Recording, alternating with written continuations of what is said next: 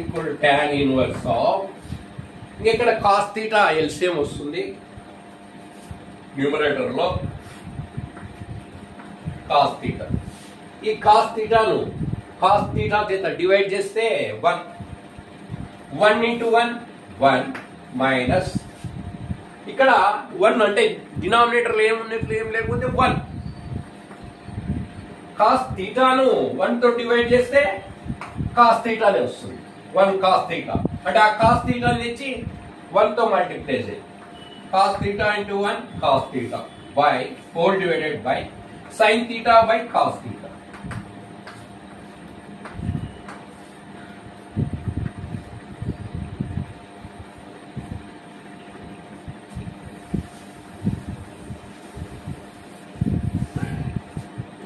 tan inverse of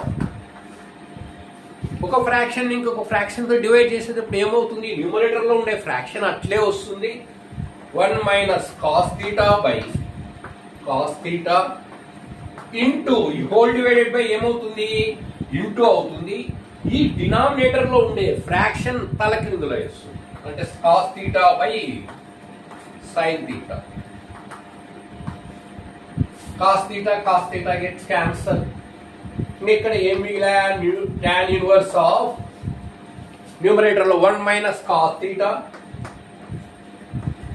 by denominator లో sine theta.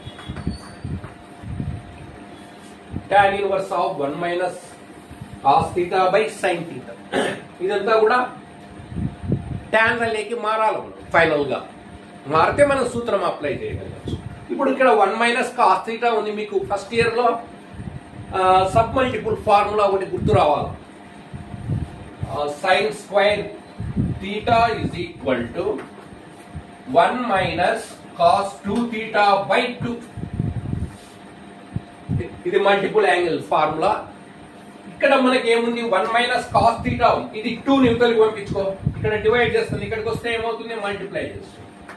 2 sin square theta is equal to 1 minus cos 2 theta. ఈ 2 ఇక్కడ పంపిస్తే multiply చేస్తుంది, ఇక్కడ డివైడ్ చేస్తుంది.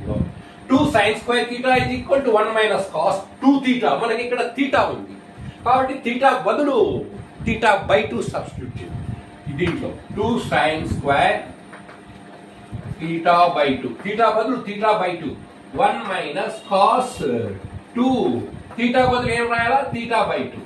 2 క్యాన్సల్.